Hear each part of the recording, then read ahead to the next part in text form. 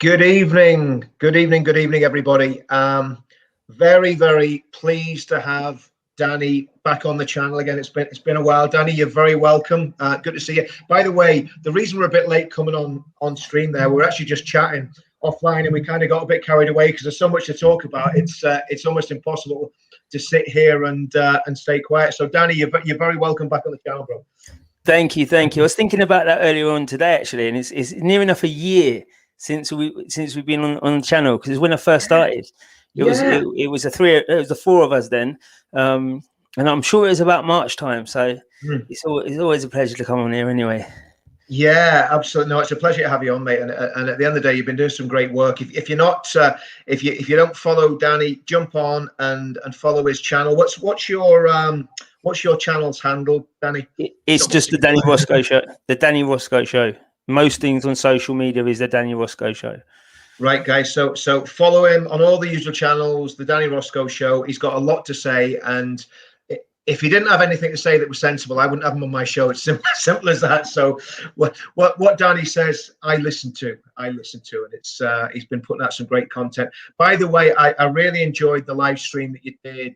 Was it last Saturday where you were doing live debates with the BLM and the Antifa guys? Yeah. Where was that? Was that in London? That was in Swansea. I went all the way to Swansea. Was that Swansea? Wow. Yeah. Well, it was at the beginning of the year. I was I've been frustrated throughout what's been going on, and I've been telling people to stand up. And I said, you know what? I'm going to count out as many Black Lives Matter demos as I can.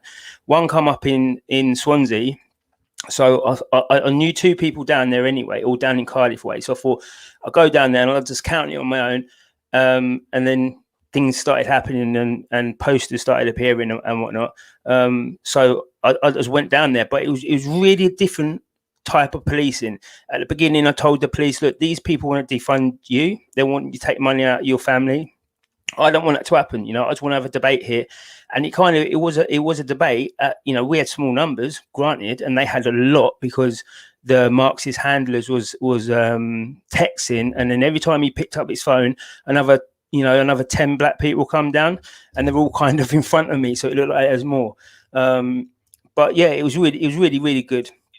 They couldn't reply to half the stuff that I was saying, and I don't think they were expecting me to actually show up. Yeah, I mean, the thing is, Danny, you were basically hitting them with logic, and they were hitting you with ideology and communist and Marxist rhetoric, and they didn't have a leg to stand on.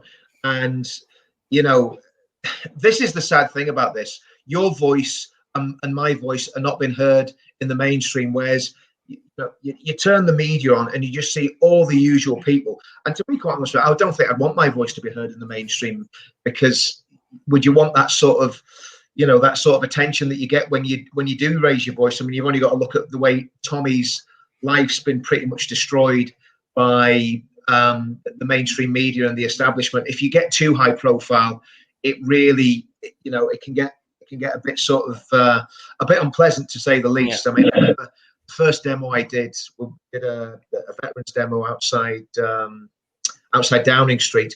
That was way back to 2017 after the terrorist attacks. And there was veterans and there was some football lads there. It was really good demo. And I remember just sitting in Gatwick Airport, before I flew back to Belfast, and I just sat there and thought, what have I done? I've just destroyed my life, And it's one of those things, though. This is what's been going on recently and whatnot.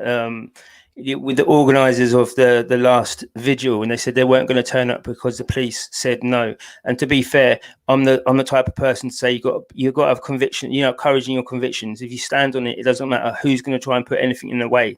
You've got to do it. And with the mainstream media, I'm trying desperately to get up on there, because my way of thinking is what majority of black people, ethnic people in the UK will think like. We're not who they say that we are, and it will empower people to come across and to come and join us in what we're doing. But the media is just not having it. They look at my YouTube, they'll be like, oh, yeah, I'll look at you at YouTube, then I won't hear from them, because I'm literally the wrong type of black for them. You see people like you've got Dominic Samuels, you've got the other guy, I can't remember his name now, that are on a lot of places, but they're quite soft. myself, I'm harsh. I tell you the facts. I tell you what I believe in, and I tell you if it offends you, it offends you. But it's the truth. What I say is the truth. So why shouldn't I be able to say it when these other people are saying similar but not going in as far as they should?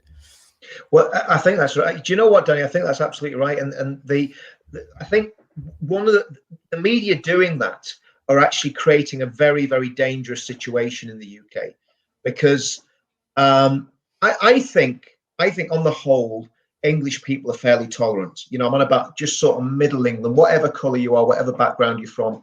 Most English people are very tolerant. But this constantly splitting us into identity groups and then deliberately putting one identity group against the other. It is a Marxist, as you said earlier. It's a, you know, this is Marxist handlers that are doing this. This is a Marxist idea: divide and conquer. Let's get everyone at each other's throats. And I think one of the things last week when I never actually thought, this isn't it. I mean, anybody that's watched any of my live streams or any of my videos, I nearly always mention Piers Morgan, and it's always in a negative light, right? I mean, you know, of course, Piers Morgan doesn't have a clue who I am, and that doesn't matter. But I always just slag him off every time I do a video. But last week when he got sacked, I was thinking about this. Thought, how can that happen? How can the most high profile, because he did get sacked, he refused to apologize, and basically they asked him to leave, didn't they? You know, so you know, even though he fell on his own sword, it's because he wouldn't apologize. And I thought, how can the most high profile broadcaster, probably one of the most obnoxious and probably one of the most left-wing broadcasters, get sacked for, even though they framed it in the terms of the mental health issue and this, that, and the other, but it wasn't that. It was because he challenged a woman of mixed race. Simple as that. That's why Piers Morgan was sacked last week. I thought, well, how can that happen? And when I started digging in, I found out that the boss of ITV, this is the top woman. Yeah. ITV, I can't remember her name, lady someone or other, dame someone or other.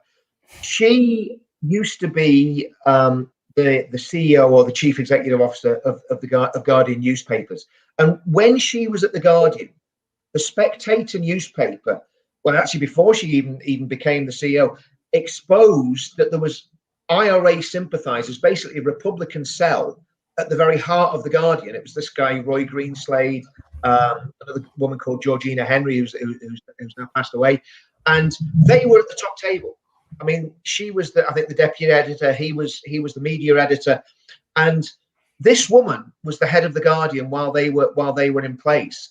And now she's the head of ITV. And because I couldn't work out in the last 2 or 3 years why ITV had just totally, you know, if you look at News at 10, you look at any of their news output, it is totally woke, it's totally Marxist, it's totally identitarian. I'm going, how's that happen? And this is what we've got to look at. We've got to look at the people that are in power in these organizations, because they're the people that are closing you down, because they don't want a black voice or a color voice or whatever it is to actually challenge their narrative that there is this great, you know, huge racist, you know, country that's deliberately trying to oppress anybody that has a slightly different skin pigmentation, you know, to me. And I think that's why they won't let you on there, Danny, because they don't want your voice to be heard, because it challenges their narrative, and it undoes the work that they're doing as cultural Marxists and as people who are, I mean, basically these people are traitors and they're trying to destabilize and destroy our country. It's as simple as that, as far as I'm concerned. Yeah, exactly right with that. But that's why it's even more important for me to go out there and get on these media platforms, no matter how I do it. And it's going to happen one day, and it depends on when it happens, whether or not I want to engage with them, because, you know, it's no point engaging at the end when you won't do it at the beginning, kind of thing. But with Piers Morgan, I don't know, that whole situation, I think he saw it. I think personally Piers Morgan's is right wing, right? And he used COVID to go very left to do a James O'Brien and make a lot of money out of books and things like that. So I think he's gone over to the left, but he doesn't know how to act, so he goes very extreme, like James O'Brien. He goes very extreme, but he's still got inside of him. He's still got right wing values and whatnot. And I think he just said the truth about Meghan Markle, which everyone now can see. Even at the time, he refused to apologize, but then he's a media mogul, so he knows, hang on a minute, if I leave here I can go to GB News, straight away. If I go in a big, you know, in a big spectacular foray, I can get more money and I can get more people coming over to me. Because it's strange how people like to think about him now taking on the Tories and but then at the end of the day, he's a traitor himself, because he wrote fake news about the British Armed Services. He tapped Millie Dowler's phone, making her family believe that she was alive when she was cold. You know, so people forget about that, but they're still taking him on as now. And I think he knows, even if he went to a right wing organisation, they'll still follow him. Yeah, absolutely. And I mean, I just think he's a complete twat. So I mean, that's my opinion on Piers Morgan. I seriously do think he's very cynical and very manipulative. And like you rightly say, he was actually described by the actions that he took when he was at the Daily Mirror, basically framing the British Army for something that they didn't do. One of the military officers, I think it was a general or a brigadier, said he was, you know, basically the publication was acting as a recruiting sergeant for Al Qaeda. Now, imagine having that in your CV, that you're a recruiting sergeant for Al Qaeda, and yet the man has made millions out of this. And I think we've got to say, just with the Millie Dowler thing, it is allegedly, you know, just to.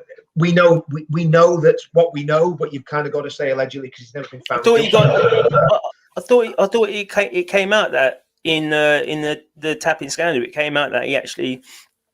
Allegedly, yeah, it wasn't the organisation. He was definitely he was interviewed in the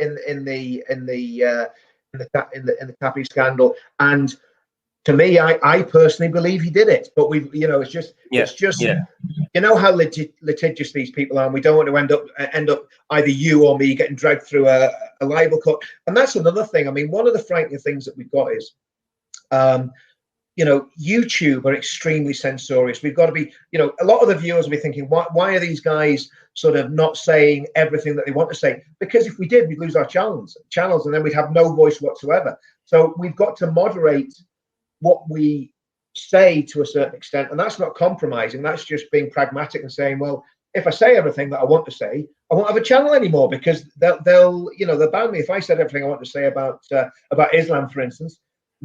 My channel will be deleted in about 30 seconds flat.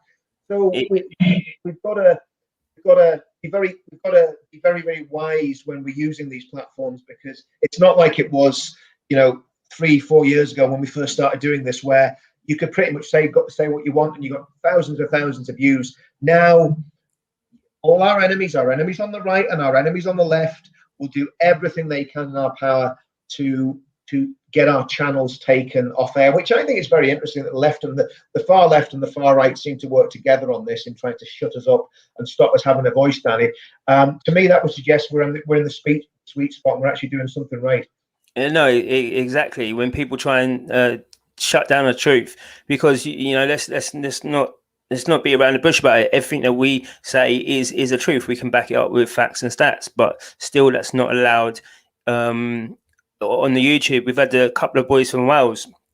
They've been on national news about being far right and white supremacists when they had no proof of it. So they're on national news. Then the YouTube got shut down. On 10,000 followers, 5,000 followers, that you got shut down on. And it's a funny world when your freedom of speech is to toe the line, because if you do say what you want to say, then it gets took away from you. So that's no freedom, to be fair. And the thing is, Danny, as well, I think what we're saying is totally mainstream and totally moderate, or it would have been 10 years ago. I mean, what is wrong with the message "Black and White Unite"? I mean, since when was that a bad message? Since when has quoting Martin Luther King Jr. and what he said about the contents of your character and not the color of your skin has been a controversial issue? And that's the insanity that we're actually living in at the minute. I was going to do a video, and I was going to call it "All White Men Are Psychotic, Racist, Potential Rapists." But again, I thought, will that get my channel burned? But the reality is that's the paradigm we're living in, where not only are all white men psychotics, as Hindi Andrews calls it, he calls it the psychosis of whiteness. But apparently we're all racist just because of the colour of our skin. That makes us institutionally racist. And now we're all potential rapists as well. Exactly. And we've got. I mean, think about this. The First Minister of Wales, that absolute drip. What's his name? I can't remember the guy's name. That's yeah. So this guy in Wales. That's what happens. You get over 50, Danny. You forget people's names. But this guy in Wales thought it was actually a good idea what that absolutely bonkers Green member of the House of Lords said when she said, "Let's start locking men up after 6 o'clock at night." I mean, the fact that she even said that with a straight face, I find absolutely incredulous. But then for Drakeford to come out and say, "Yeah, that's a really good idea. We'll have to give that some consideration." Well, who's going to enforce it? I mean, is it going to be like, I don't know if you remember, if you're old enough to remember the Two Ronnies. They did a sketch show. It was like one of these things, one of these little 2-minute things that ran in all their comedy shows. And basically what had happened was women had taken over the patriarchy and the women had become the men, and men were basically prisoners of women. And listening to what some of those women were saying at those demonstrations in the past 48 hours, that's not too far from the mark that we might end up in that situation. It was called the worm that turned or something. But anyway, we digress. But yeah, I mean that's the sort of thing that we're up against, Danny. So yeah, what you wanted to talk about something tonight? I think you want to talk about the women's issues and this whole situation that's happened since the absolutely diabolical murder of a lady that was walking home through Clapham Common the other day, Sarah. What was it you wanted to say about that, Danny? I just wanted to say, it's let's put it out there first. Yeah, and it was a heinous crime that's happened. It should never have happened, and the person who is liable for it should go down for a long time. That's as far as it goes. But this is where we get the socialists come in, and once you go a certain way and you say this is happening, people stop listening. But I just want to ask the question for everyone, if they know these people, there's a Nicole Smallman and there's Bibba Henry, there's Jodie Chesney. That these people are young girls who have been killed on the streets of London. There was no vigil for any of these. Now you're going to say, yeah, I don't know them because of the media and whatnot. Okay, and cool. We're going to put it down to Emily Jones. Okay, this young kid on Mother's Day, she violently got attacked and killed. Bearing in mind that was done from a woman as well. It wasn't done from a man, it was done from a woman. So women can be killers too, and they are. There's many of them. But where was the vigil for her? Where was the vigil for Martine Asmali, I think, who got beaten to death by her husband? There was no vigils for these.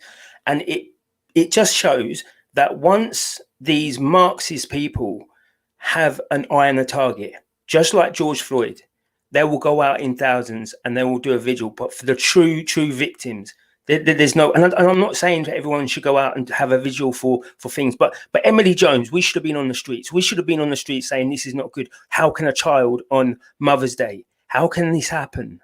We should have been there and supporting the family. We didn't. But when the Marxists get something in their minds, like now, Saturday, they put the vigil on. The girl had been missing for at least 10 days before that. Okay, so as soon as it happened, there was no vigil. Okay, they find she was dead a few days before. There was no vigil. Okay, everyone's on lockdown. Not a lot of people are working still. So they use Saturday, and then they can use Sunday, and now today.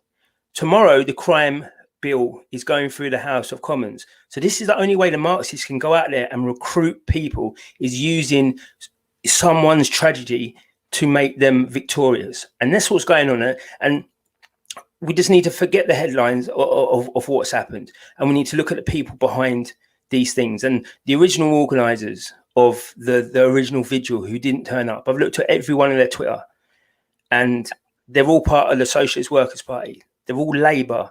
They'll either want to be an MP, they're a local MP, or they're just an activist. And that proves a lot. I just wanted to say there's more people out there who have died, women who have died, that no one's cared about. Children, no one's scared about. But Absolutely. now, and as you say, they're saying that we're all rapists. It's misogyny now. You know, that's what the crime is.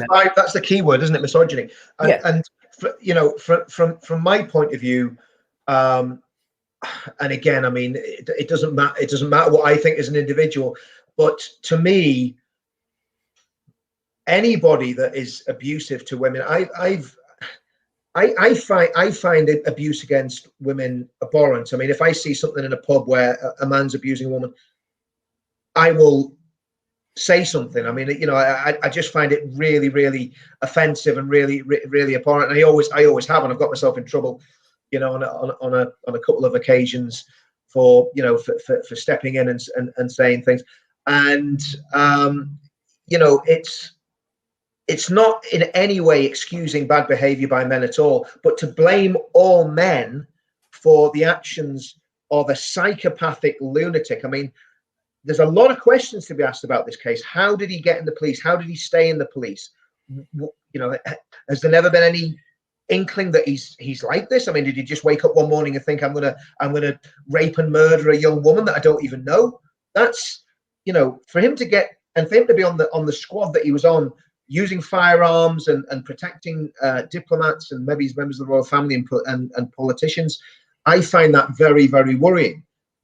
However, like you say, Danny, we know that hundreds of thousands, possibly up to 1 million children were raped during the grooming scandal, which is still going on. And we also know that the most misogynistic religion known to man has a very, very strong presence in this country. And again, I'm not going to name it because I don't want to get my channel banned, but everybody knows what I'm talking about. And we know that the rape jihad has been going on since the 1970s, going on when I was at school. It's going on when you were at school.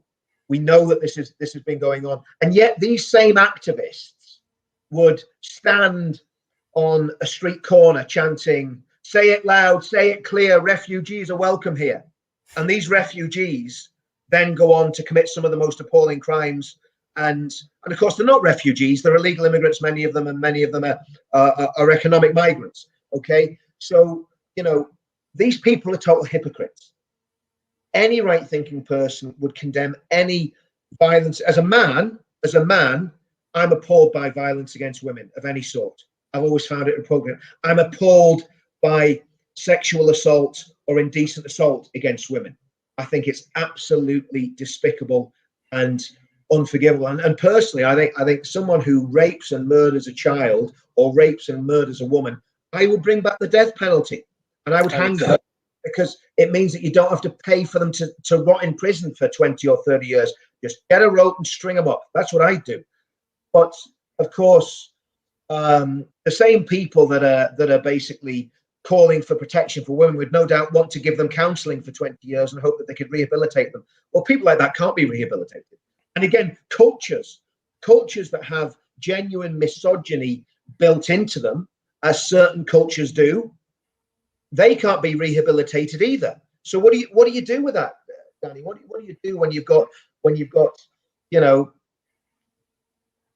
apparently they take to the streets and say they want a new system.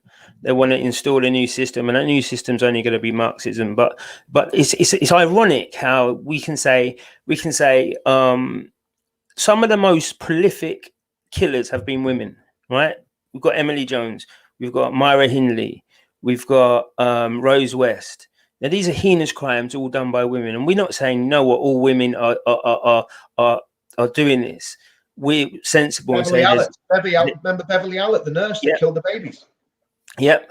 So this happens, but we're not going out there saying it's creating a divide to say, do you know what, women shouldn't be out, women shouldn't do this, that, and the other. And it's really ironic. And when you see these marches, you just need to listen to No Justice, No Peace. You need to listen to ACAB. You need to listen to how vile they are to the police. Okay, we're never that vile to the police unless they start beating on us for no reason.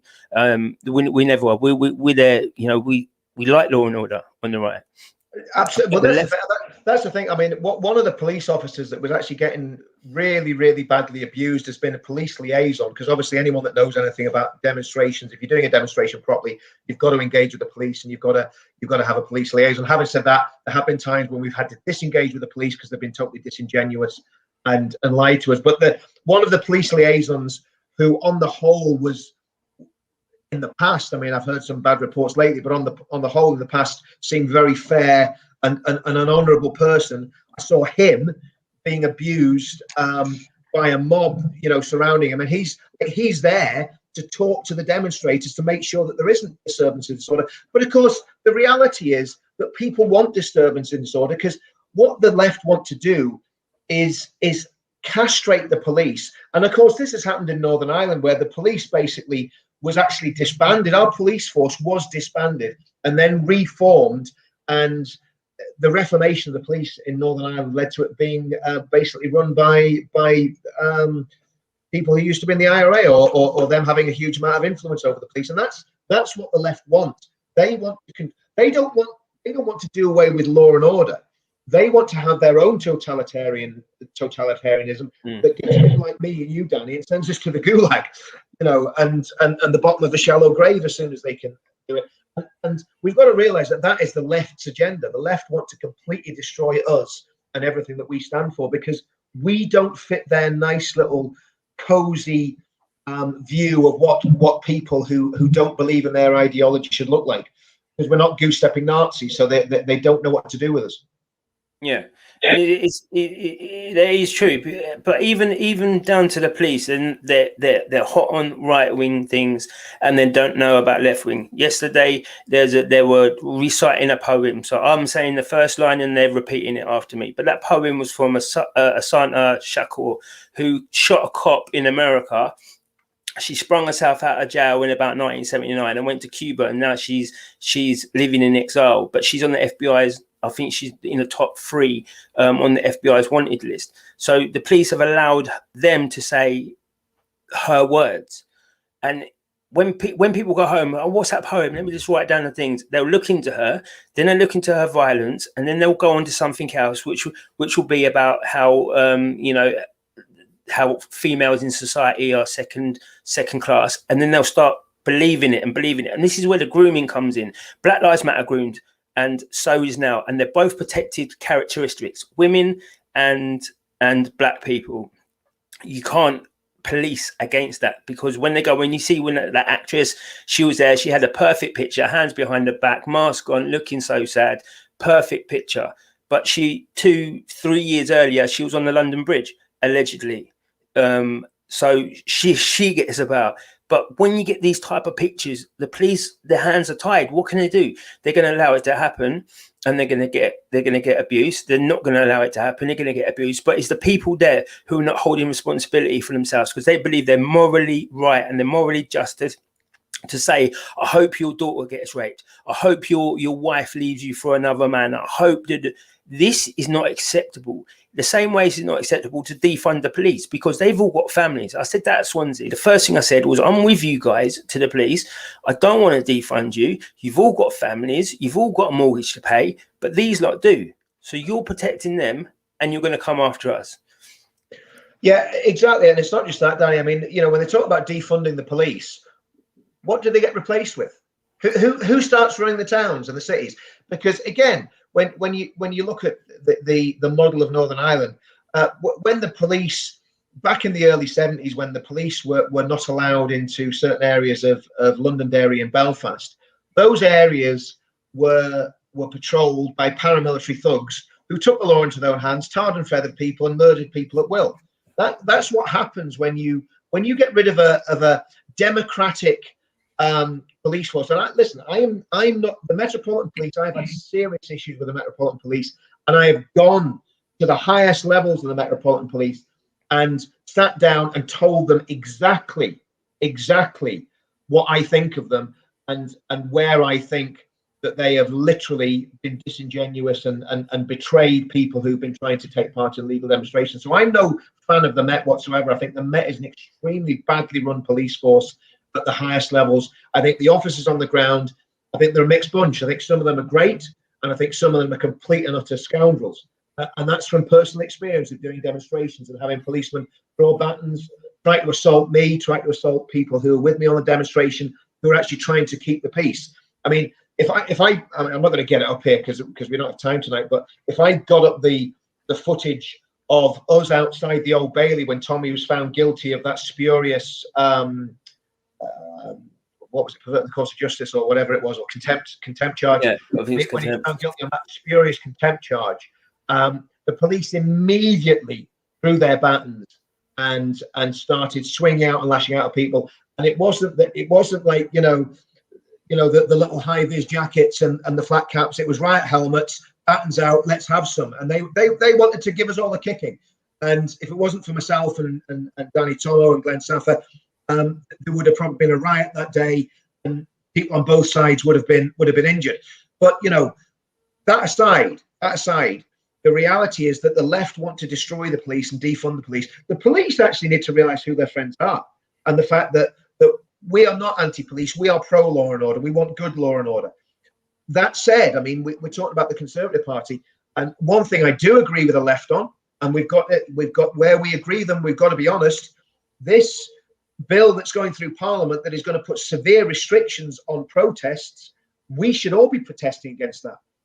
And I know the left have been protesting against it, and we should be protesting against it as well, because if they stop us being able to legally demonstrate because it's too noisy or it's too near Parliament, again, that is a slippery slope to totalitarianism. In fact, it is totalitarianism. And that's for the Conservative Party, that again is sending out some very, very mixed messages. So yeah, I don't know what we do with all this stuff, Danny. What about the Meghan Markle thing? Have you any thoughts on the lovely Meghan and what she's trying to do from dropping these nuclear warheads from California on Buckingham Palace? I don't know where you want to start with that one, because the person I feel sorry for is Harry, because obviously the guy's got emotional issues of what's gone on with his mother, and you should have, but she's tapped into that. She took him to America. They've got a nice little shrink over there, because when they go and see their psychiatrist, they want to tell them what they can dictate to them what it is. You did this because of this, and blah blah blah, and they'll believe it because it's that kind of culture. But the one thing I will never forgive him for is two things: is allowing her to say that his family is racist, okay, and not saying what the contents of is your baby, what color is your baby going to be. That there has put more of a dark mark on the whole of the royal family, because you don't know who it is. And I said this, I did a video about it, and I said most people who have got colour in them would say that.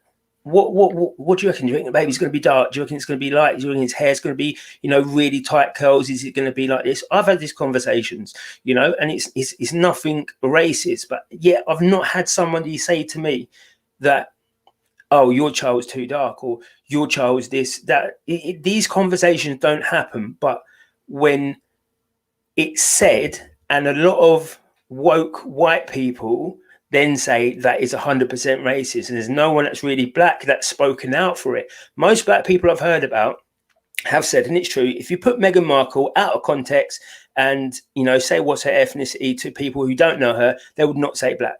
So for them to say, oh, what color dark, how dark is the baby going to be? The baby's going to be very light. The baby's going to be very light skinned. He might have a little bit of an afro or thick hair. That's about it. So that conversation is impossible to have unless it's with people who don't understand about ethnicity, or she goes on, which I believe, she goes on like she is a full black woman. Everything's because I'm black. You don't like this. It's because of the darkness on my skin.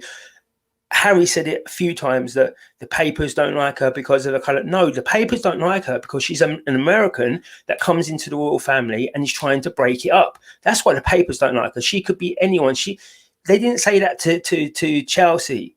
Chelsea was a South African. Yes, she's a white South African, but she was still a South African. So they could have used a racial slur on her. They never did. They knew about her.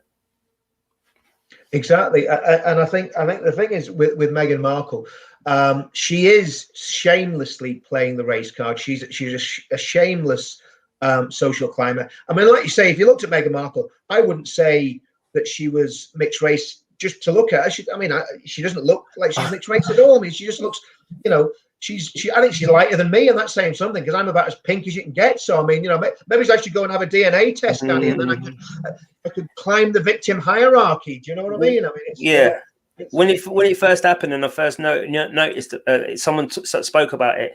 I watched the wedding, and they said, "You're going to see her mum. You're going to see her mum." I literally had to go and see her mother to believe it. I didn't believe it from then. I was like, "No, she's not. She's never. Maybe a Latino or something like that. I don't know, but she never got any cut." And I see the darkness of her mum, and you're like, "All right, fair enough." But still, she's going on like she could walk down the street and get racially abused. She wouldn't. If you believe in white privilege, she's got both. She'll have the white privilege because she looks white, and then he has black privilege because she could just say, "Oh, you know what? I'm mixed race or whatever. So you lot are being racist." So she's the most privileged, and she's a duchess now. She's the most privileged girl in the world, and she's still saying that she's oppressed from the royal family. No, people know about you, and they don't like it. And in the royal family, commoners shouldn't be in there. Catherine got groomed from a young age, you know, so she's done her bit. But a normal commoner should never go in because you don't know the dynamics, you don't know what you're coming into, and these things will happen. And I mean, the fact that she says she didn't know what she was getting into, I find that incredulous. I mean, she's well, unless she's a lot more stupid than she appears. I mean, she appears to be an extremely manipulative and cunning individual. I'm not going to say she's intelligent, but she seems very manipulative and very cunning. I don't believe for a minute she didn't know what she was getting into, and she didn't do all the research, and she knew everything about the royal family inside and out. And I think what's happened, I think, you know, she's obviously the sort of person that will throw anybody under the bus to get what she wants. But I think that the reality is that they're part of a bigger agenda.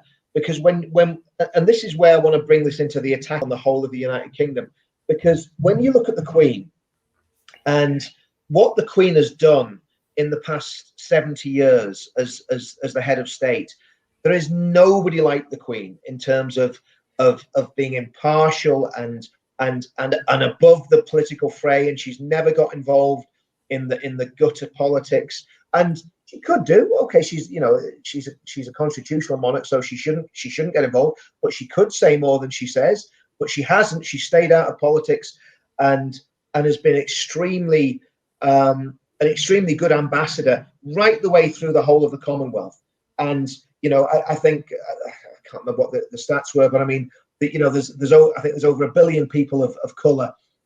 You know, black, Asian. And obviously, before we threw Hong Kong to the Chinese wolves, Hong Kong was very much part of that. So she's been an absolutely fantastic head of state for the UK, but also a fantastic ambassador to all those countries.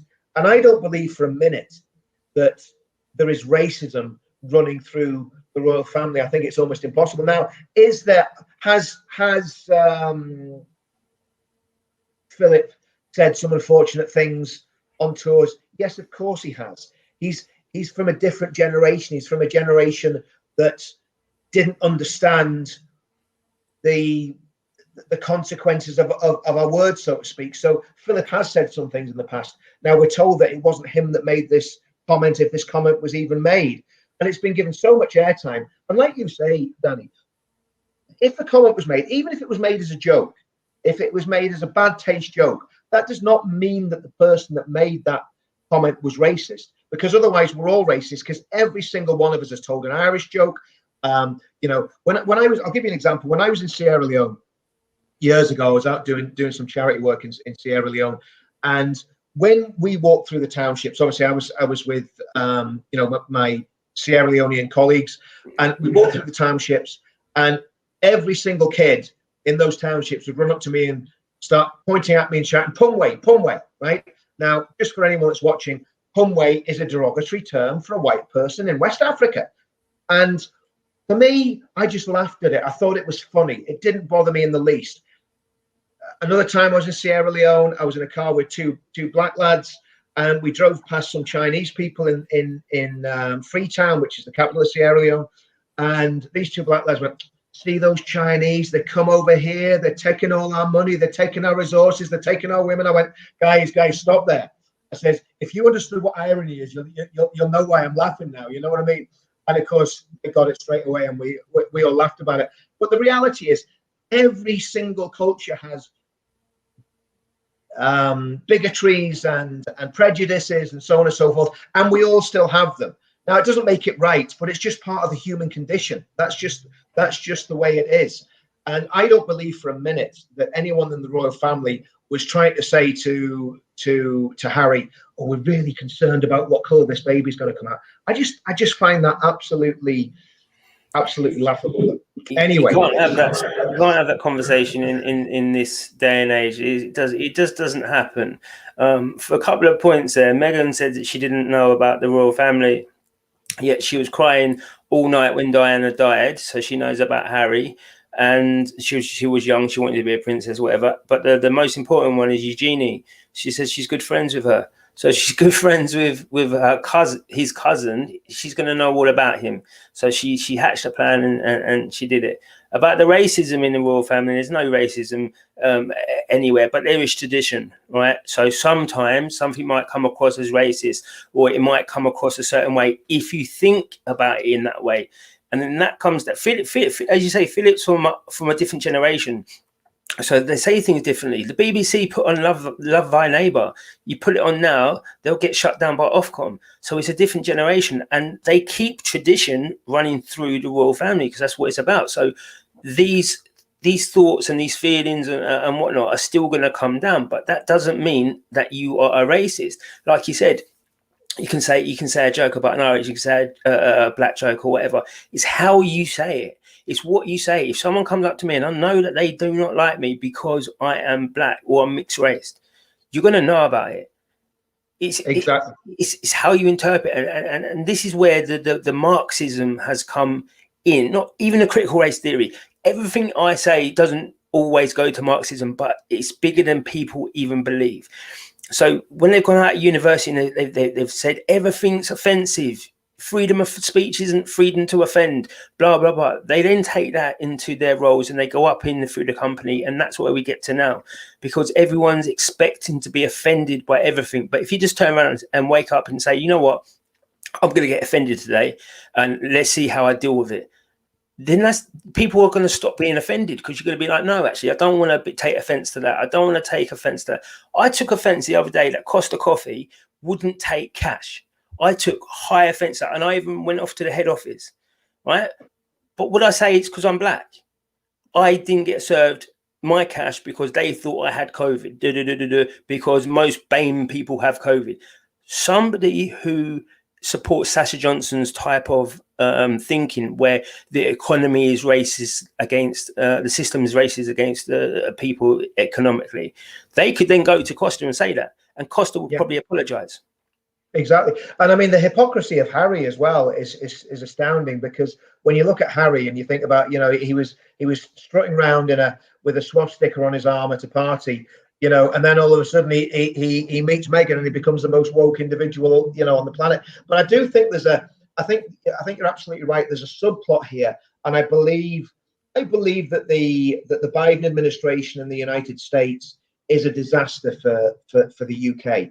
And I was never a massive fan of Trump. I think he made mistakes. He certainly wasn't perfect. He certainly wasn't the Messiah. He was a very naughty boy. He wasn't the Messiah. But he was far better than Biden, and we've got massive problems with Biden, because Biden is anti-British. He is an Irish Republican. He wants to see United Ireland. He wants to break up the United Kingdom. He's on record as saying that. Hillary Clinton, who was behind the terrible disaster that is the so-called peace process in Northern Ireland, has also jumped on the bandwagon. They're all pro-EU. So you've got a United States president that is anti-British. This is pro-IRA and pro-EU. You've got the EU, who are deliberately trying to punish the UK. So it doesn't seem, just to me, it seems very coincidental that this massive attack on the monarchy is going on. And the disgusting thing is the amount of commentators and journalists and news coverage that's been given to this poison in the UK. It was the same with Brexit. Whenever we voted for Brexit, you know, we were the worst people in the world. We were all racist. We were all xenophobes, and it was going to be a disaster, and the country was going to be bankrupt. The country's going to be bankrupt for a completely other reason that we're not allowed to mention on this channel, because we're not going to go down. I don't want to get a strike from YouTube, but the country may well be bankrupt, but not because of Brexit. So there's all these forces, and like you say, the Marxist forces trying to break up the United Kingdom. And just from your point of view, Danny, we were talking earlier. You were kind of asking about Northern Ireland. What's the coverage been like in England about what's happening in Northern Ireland? Because obviously, you know, I'm living here in the midst of it, and have they been giving footage to it, or you know, what do you guys know about what's happening? Nothing. I see a live stream you did with I can't remember who it was now. Obviously we know about the Northern Ireland deal with the backstop, but it's kind of portrayed in England as nothing. It's just something that we just got to do. It's nothing really bad or anything. Just, you know, we'll sort it out. Basically, let's not ask any questions. And it was only when you said that they're annexing Northern Ireland, I was like, how is that? I listened to what you were saying. I was like, that makes total sense. And I went into it more. I looked into it, and it literally is. But nobody has said about it here. Nobody cares about Northern Ireland or Wales or Scotland. But everything's so England centric that they don't give out the right information. And especially in Northern Ireland, to be fair, it's not everything that you said. It's not even on the news, you know. It's not even, they can't get groceries because of this happened. That's not news, but that should be. Danny, it was incredible. Whenever people talked about Brexit and they said there wouldn't be food on the supermarket shelves, that was meant to be food coming in from the European Union because of the protocol. And again, I'm not going to spend too much time on this because I did a full video on it before. I think I did one with Tom and I did one with John Yates. But the reality is the protocol was a completely unnecessary capitulation to the EU and threats of violence, which were shamefully delivered. The Irish Taoiseach, which is the equivalent of the Prime Minister, went to the European Union and showed pictures of bombs that had exploded during the Troubles, and used those pictures to basically manipulate the situation and to say that this will happen again if there's a hard border between Northern Ireland and the South of Ireland. And there's 2 points on that. First of all, the capability is not there for that to happen on a large scale. Yes, the capability is there for small scale terrorist attacks from lots of different sides, but not on the scale it was when the IRA were butchering people on a daily basis and killing literally thousands of innocent people. They don't have that capability anymore at the minute. However, the lie that was bought by everybody, and it's shameful that the British government didn't stand up and say more about this, was the lie that there was going to be a hard border in Ireland, between Northern Ireland and the South of Ireland.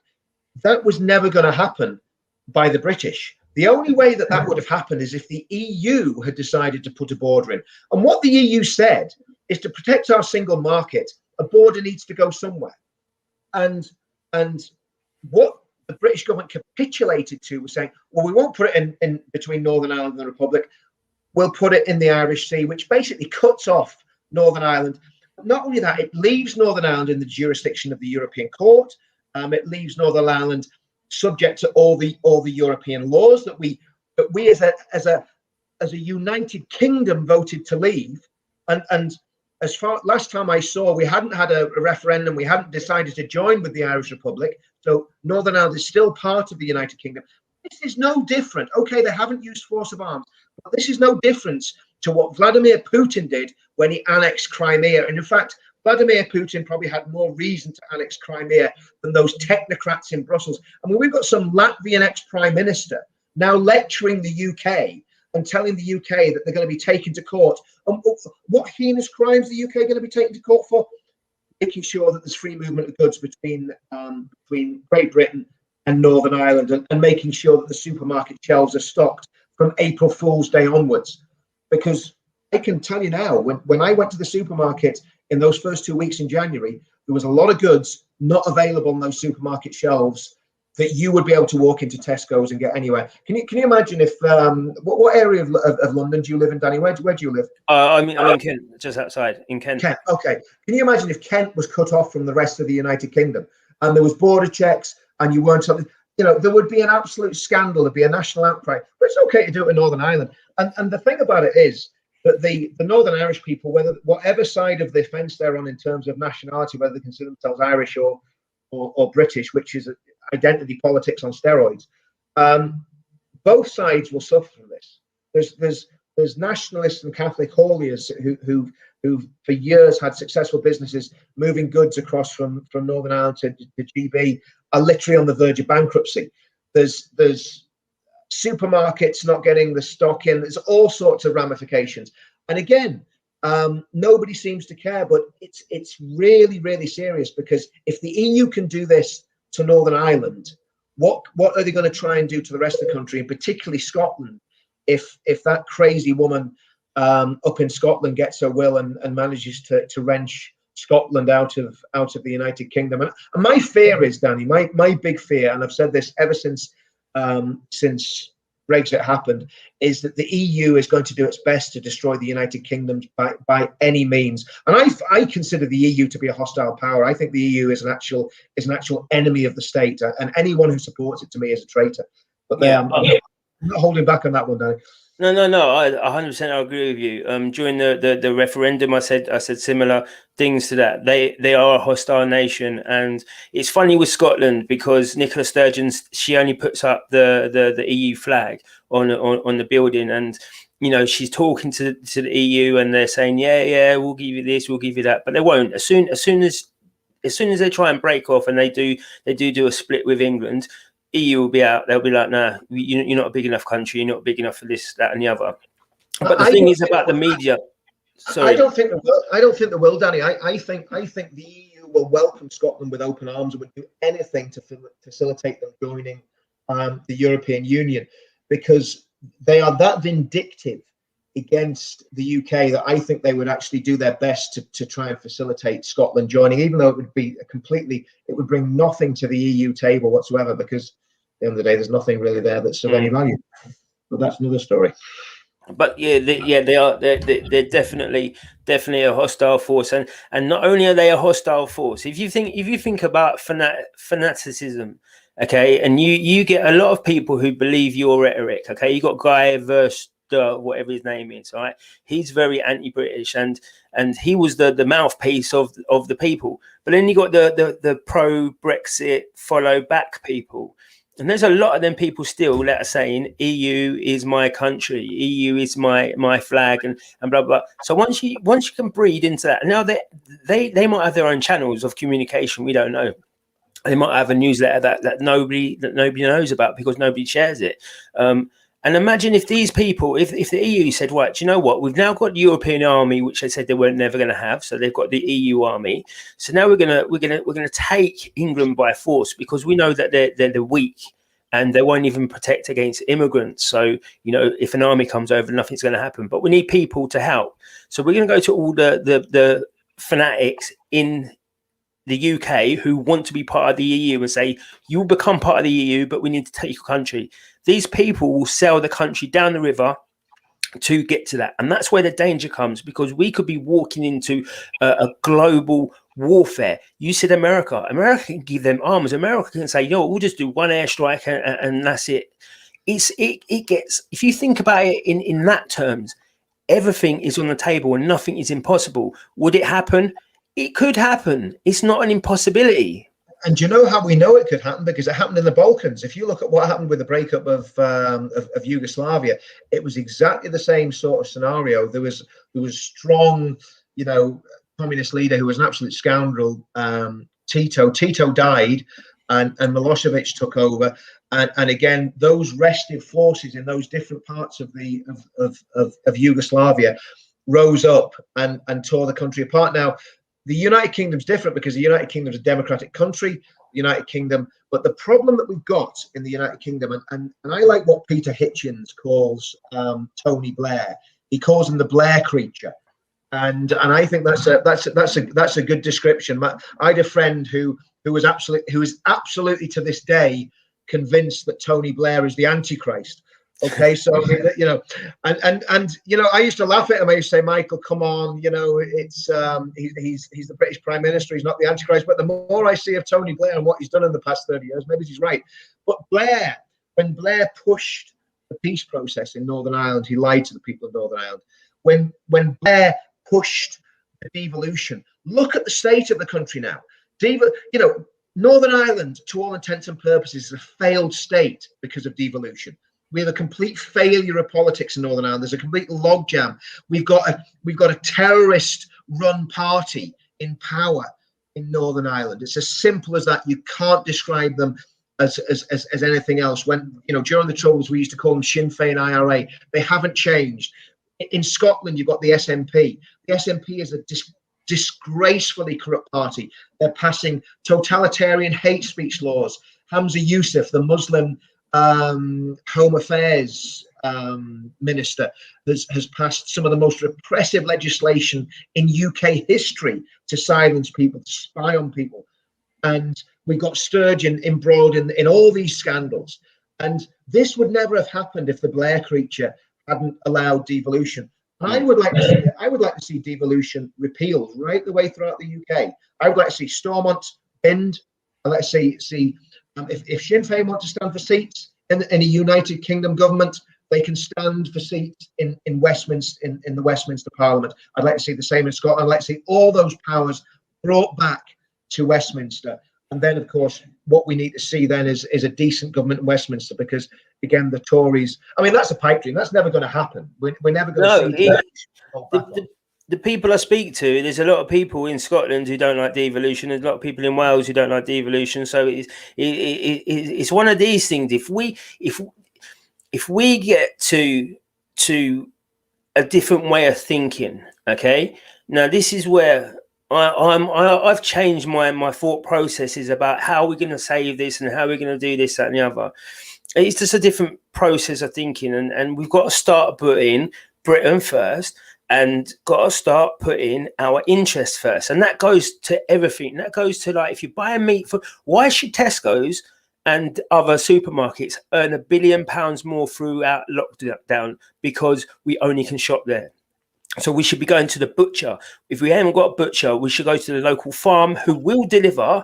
And there are people out there who will deliver nationwide as well. They're sending out an ice pack or whatever. We need to start buying from our own, and we need to start saying to these people who are also enemies to us, you know, because they're not giving us anything. There's no supermarket chain that's giving us anything. They're literally saying, well, you know, you've got no choice. So if you want a delivery slot, I'm going to do it in every 2 weeks. That's all you can have. I agree. I mean, I don't know what it's like in England, but all the local shops. Obviously, the local food shops are open, but you know the other smaller shops are closed at the minute. But I think once they open again, you know, don't go to Costa, go to the locally owned coffee shop. Like you say, don't buy your meat from Tesco. And I'm a hypocrite because I do buy my meat from Tesco. It's easier, isn't it? It's a lot easier, you know. And you go where it's cheap and easy. But you know what? If you're spending an extra couple of quid to get a decent sirloin steak that's grass reared, you know, good quality beef, surely it's better doing that than buying from a massive chain that the profits are going to go. I mean, Tesco's probably isn't so bad because it is kind of British owned and it is a bit of a British institution. But I think you're absolutely right. Let's start supporting these local business. Let's buy cars that are made in Britain. You know, and again, I've got a BMW parked on the drive, so I can't really do that. But when I can afford to buy a new car, which is probably about 20 years time, you know, I'd want to buy British stuff and support the UK economy rather than support, you know, again, people who don't have our best interest at heart. And I think this is one of the things that we know is happening, that small businesses are deliberately being destroyed and pushed out by big businesses.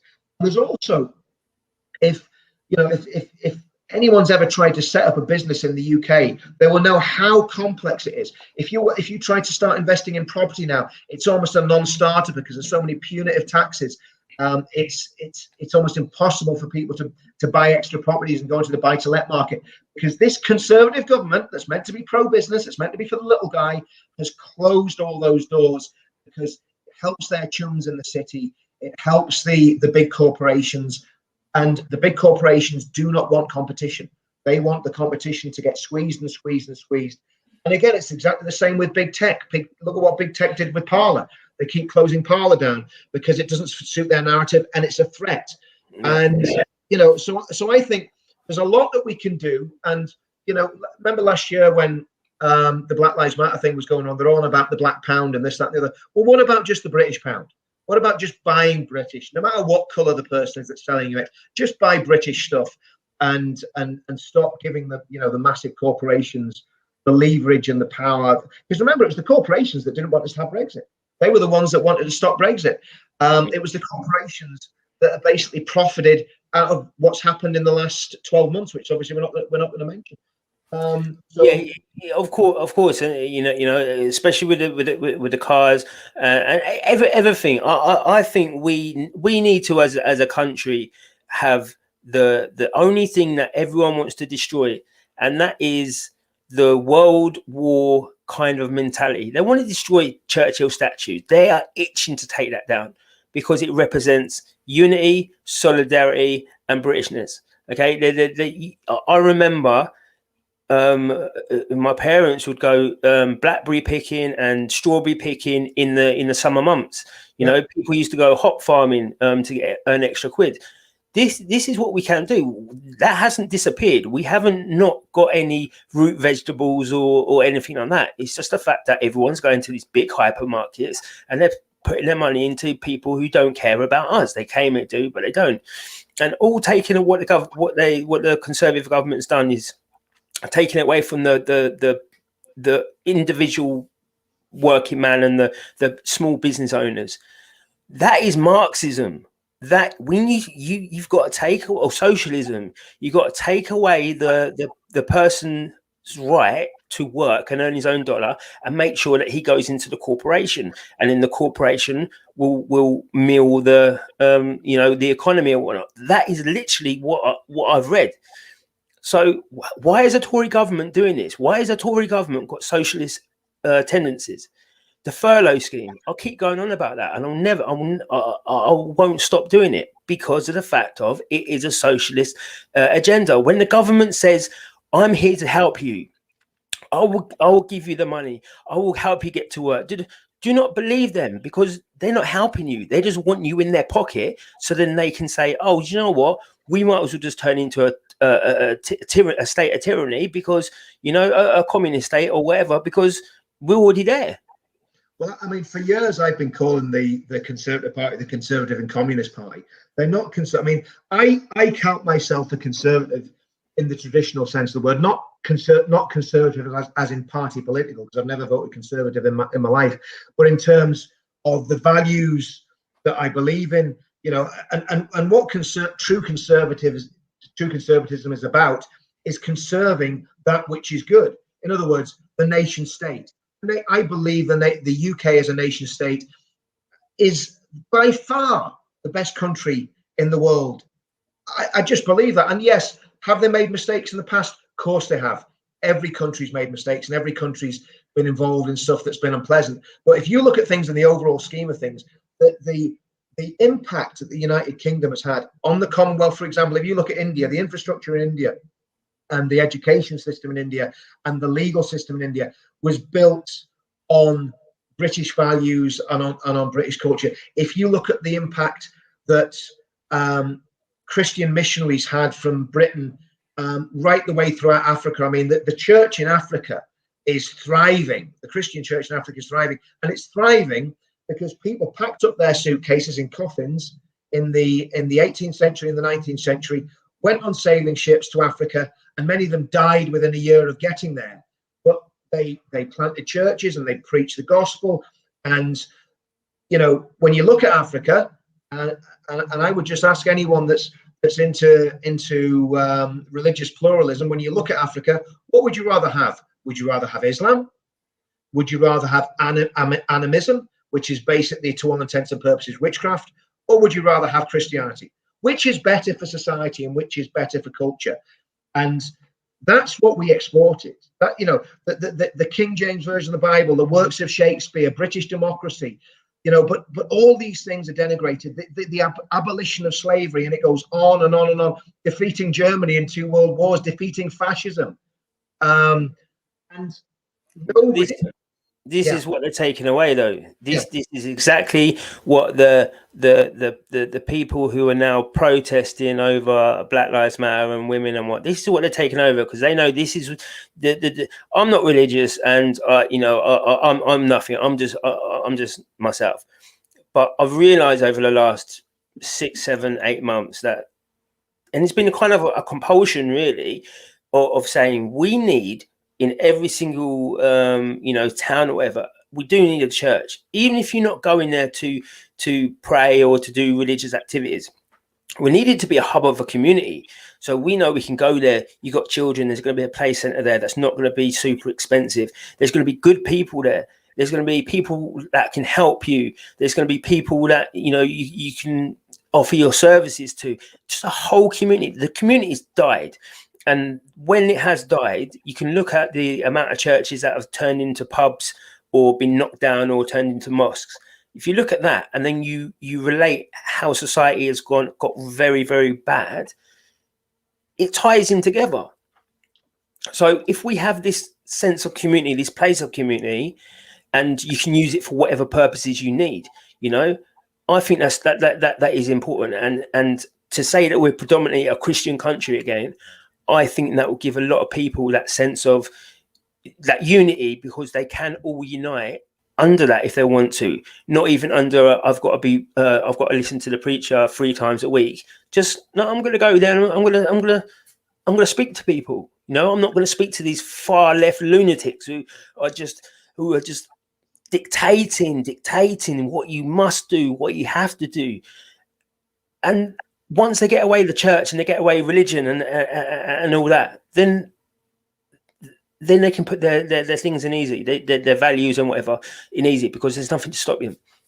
You know, a vicar is always going to have a right of your passport. A vicar is always going to, you know, if you're in trouble and you're not religious, right? You know, I'm about to die. What are you going to do? You do go to God. Or you'd see a vicar and you'd say, could you please, you know, my friend's going to die. Could you come and be nice to, you know, read him some scripture or whatever.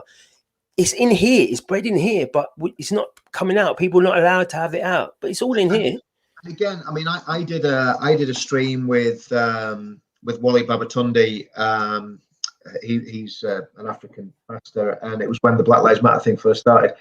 And again, the reality is, it's one thing, you know, okay, if you don't subscribe to Christianity, you're not going to get this and you're not going to get into it. But one of the things that can bring black and white people together is that shared faith, because most people that, you know, coming from Nigeria, coming from West Africa, they're actually from a Christian heritage, that, you know, and they're coming here because of that, because they see Britain as their spiritual home. And that's what Wally Babatunde said. He said when he came to Britain, he couldn't wait because he was expecting to find this place that was full of really vibrant Christianity, and he found a place that was full of communism, apostasy, and Islam. You know, so he was a little disappointed. But the point is, you know, and I'm not going to preach here, because I've said this on many times. I'm the most flawed, failed. I believe it all. I believe everything. I believe everything is in the Bible, but I am just really bad at living it. That's my problem. But the reality is, when people do live it and they do their best to live it, and when communities live it, the country is better for it. Now, whether you believe in Christianity or not, that can be proved by, you know, by looking back at British history, when the church has been vibrant and alive and revived. Things have been better in the country. When it's like it is now, things have been a lot worse. And I would say one of the things that we need to conserve is, we need to conserve our Christian heritage and our Christian culture. I'm not saying that in a preachy way, because I'm in no position to preach to anybody. But I just believe that that's one of the things we should conserve. So I think that's something. And again, that starts with us as individuals as well, like taking these things seriously and look at these things and saying, well, is there anything in this? Is it true? Even if you don't believe, have a look at it, and look at what our history is steeped in, and it's steeped in Christianity for good and for bad. There's been a lot of conflict because of Christianity. There's a lot of good stuff as well. But I think the other thing is, one thing you said earlier, Danny, was about uniting the country. And again, we go back to the identity politics, and we see that not only are we being divided by sexuality, race, nationality,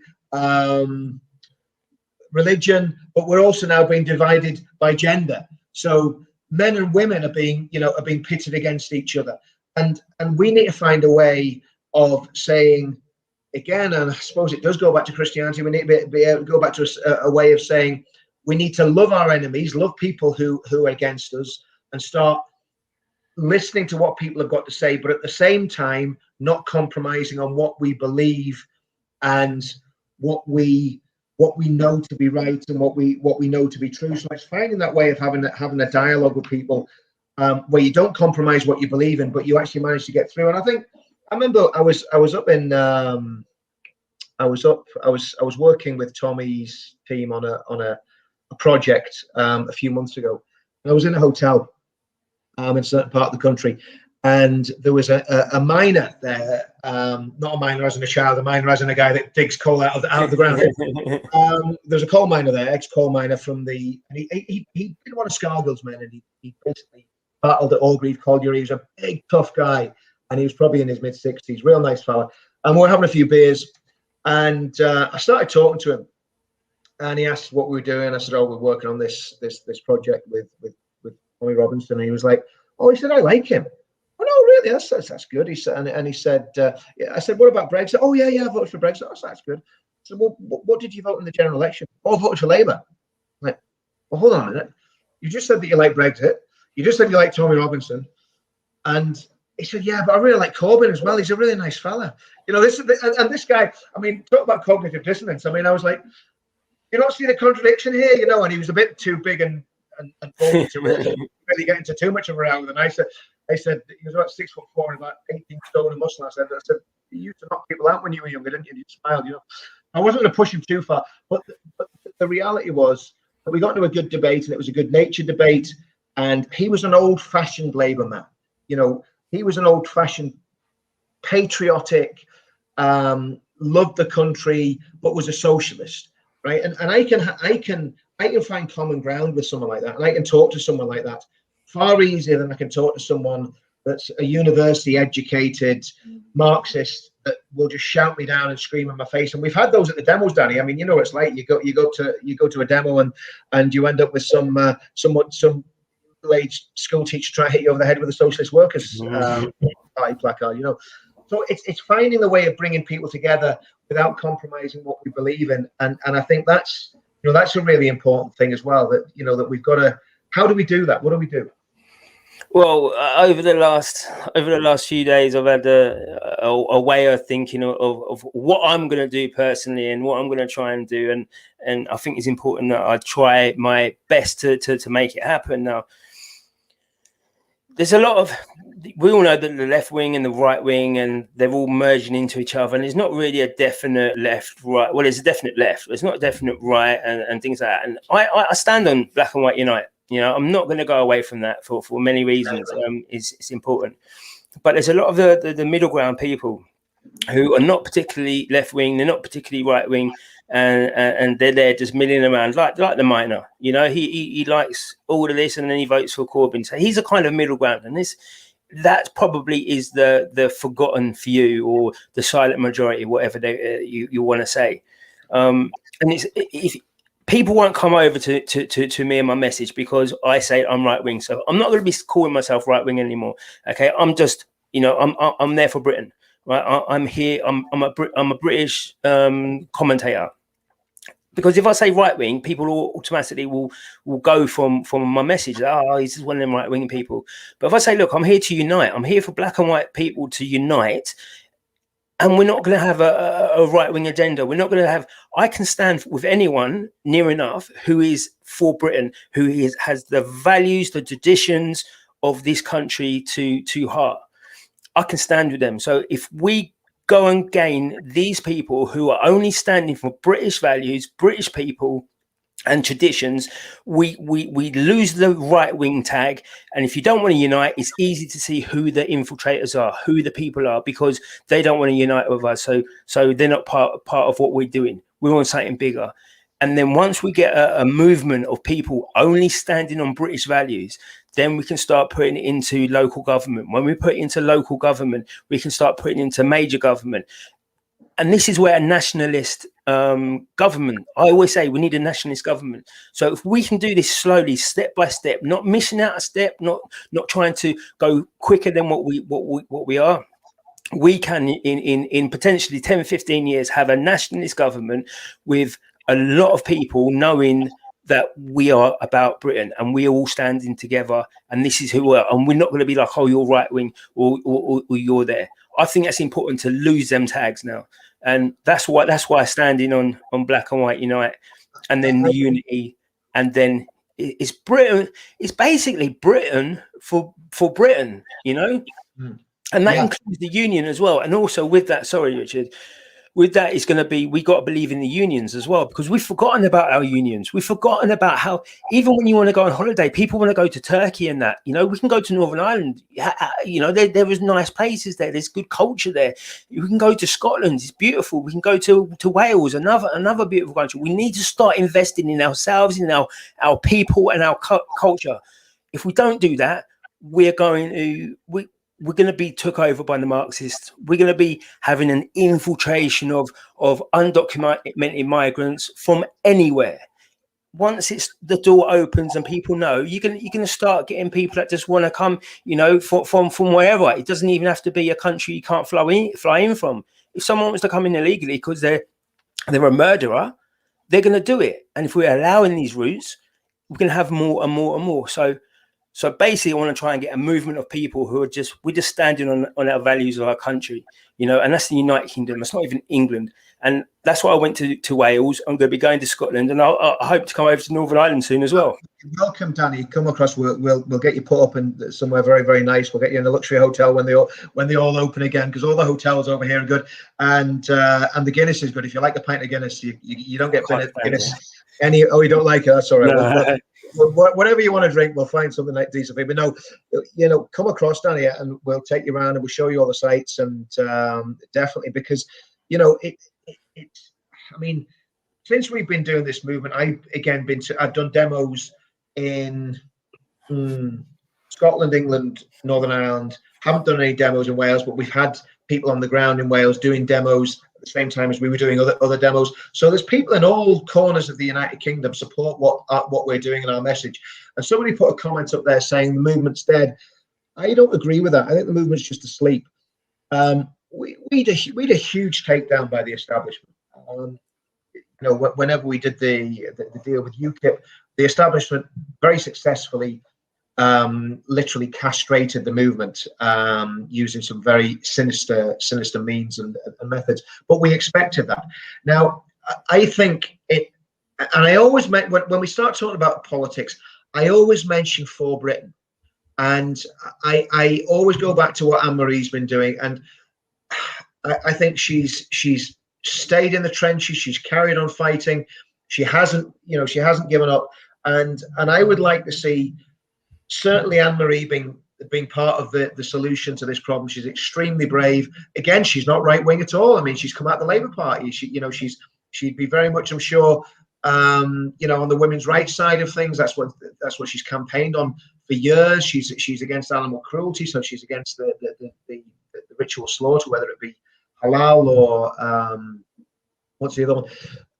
So she's very much on the same page as a lot of people that were probably on the left with all that sort of stuff. But again, she's very courageous, and I think for me, there's nothing else out there. And all these other little micro parties that keep propping up. There's this guy Liam Fox is doing this thing, and then you've got Farage's. Everybody needs to come together. in a patriotic movement, and we need to find a way of uniting all these forces. And I'm not on about the far right nut jobs. I'm on about the genuine patriotic political parties like Lawrence Fox's, like Anne Marie's, like whatever Farage's, I think it's Reform UK.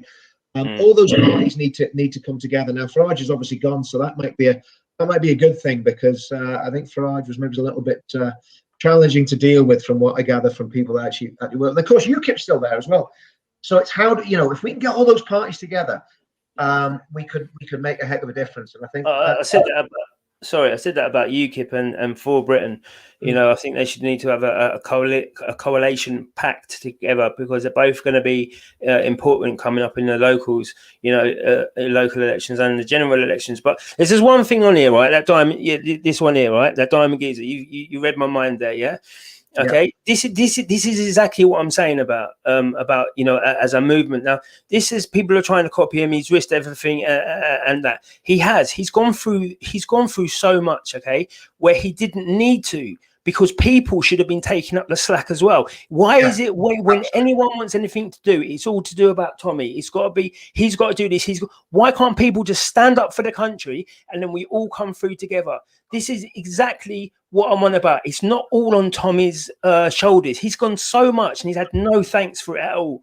And people are still not going out on their own volition.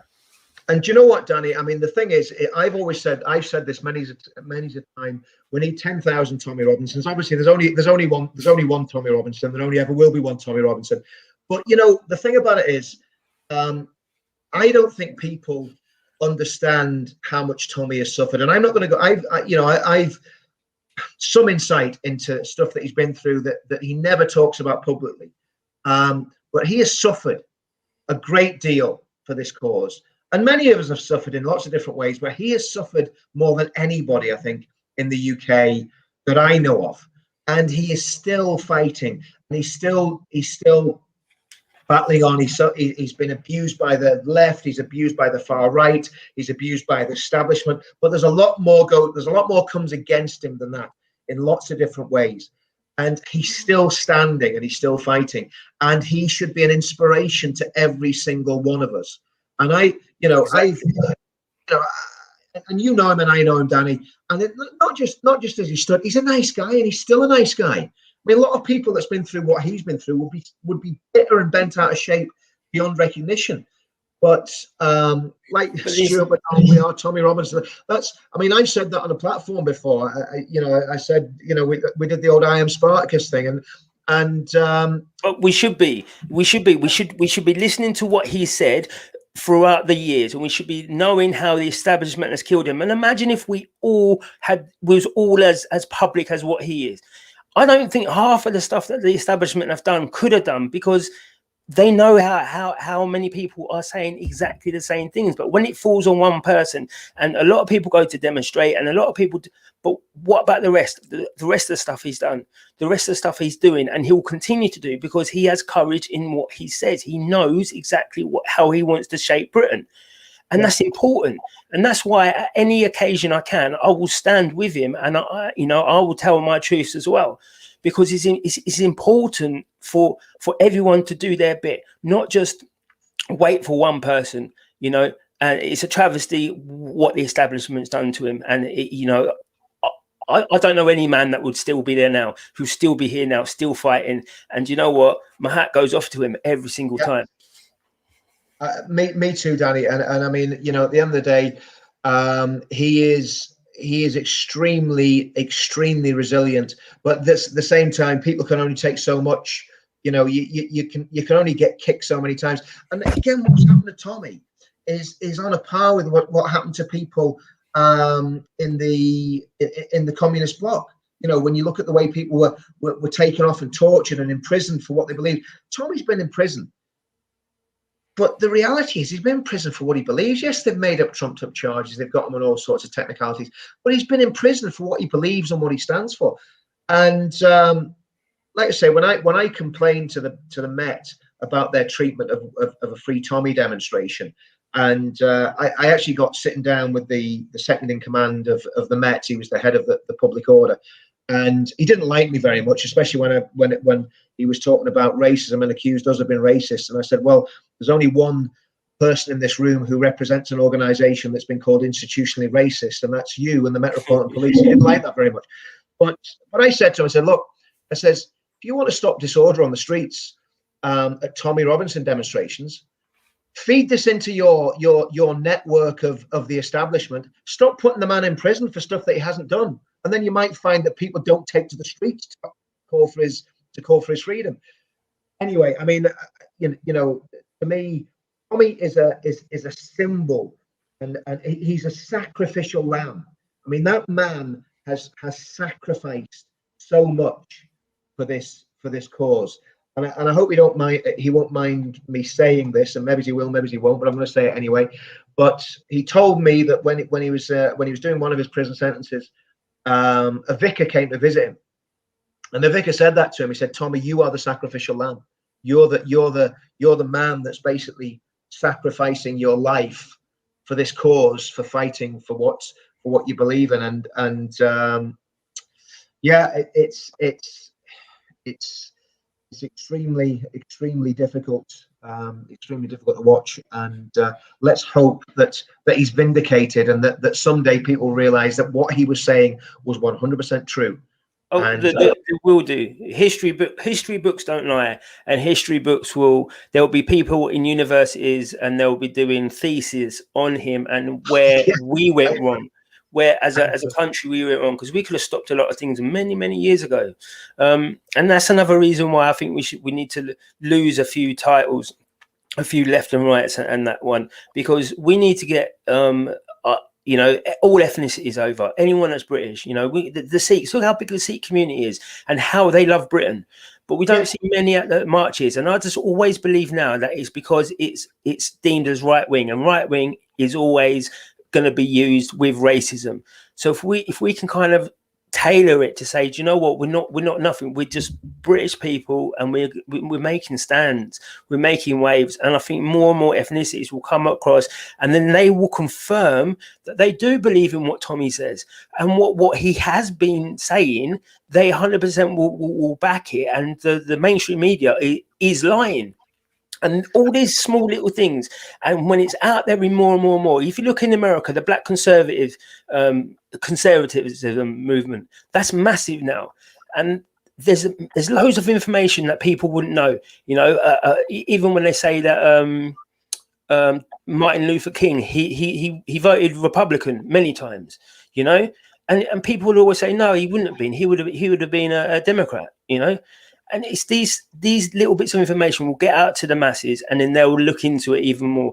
And as I said, Tommy will be in the history books on the right side of history. And I think we can all do our bit. I think we all need to step up a little bit more as well, and help us and help him as well.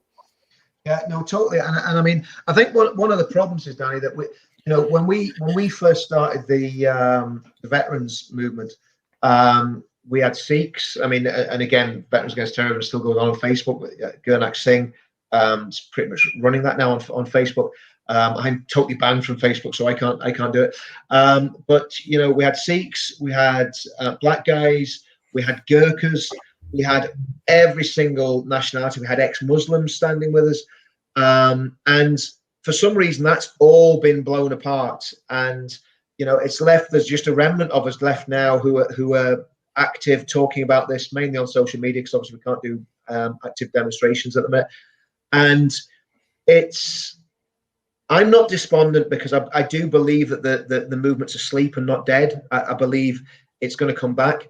But you're absolutely right. We need to find ways. And again, you know, this is a challenge that if there's anyone that's mixed race or black that's watching this, and you support what we do and what we say, and we know there's a lot of people that are like that out there, why don't you come and stand with us?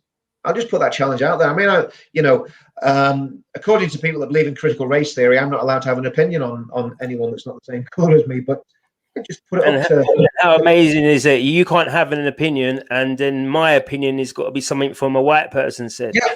You know? Yeah, exactly. Exactly. He's just doing it. But there's a lot. I know a lot of mixed race people, and a lot of a few Indians that said, "Yeah, we'll come and do it. We'll come and do it." But then when it comes down to it, there's apprehension about, especially something like Saturday. You're going to come up Saturday, and I'm going to be there with a lot of patriots. I'm going to be there. There's no harm. I'm not going to be scared in any reason. But other people, they're looking, and they'll be like, "Oh, I want to do it, but I'm not sure." So when they see me doing it, and they see, I'm still talking about it, nothing bad happens. Small steps, and then more and more people will come over from all ethnicities, because nobody can really believe that all black people support Black Lives Matter. No, well, I don't. I mean,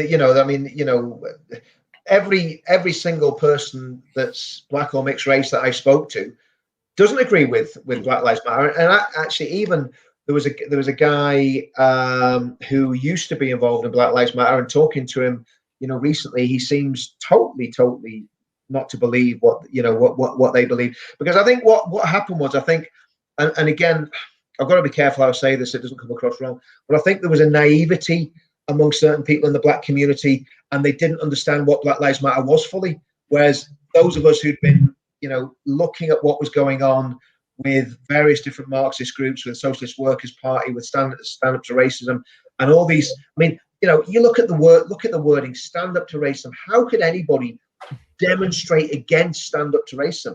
And stand up to racism was basically run by the Muslim Council of Britain, the Muslim Brotherhood, and the Socialist Workers' Party. That's yeah, exactly. It's protected by its name. No. Exactly.